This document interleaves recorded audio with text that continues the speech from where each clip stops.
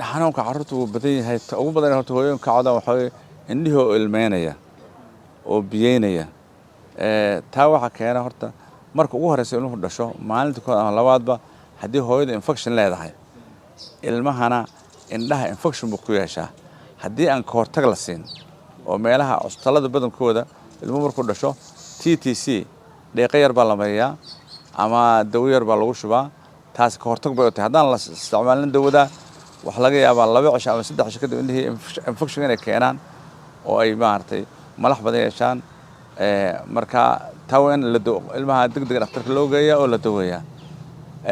waxa kale dhici karta in tuubooyinka ilmada qaada ilmada wax laga soo saaraa indhaha dushooda indhaha meedha daloolada gashaa daloolada carruurta markay yar yihiin inta badan waa xiriiri marka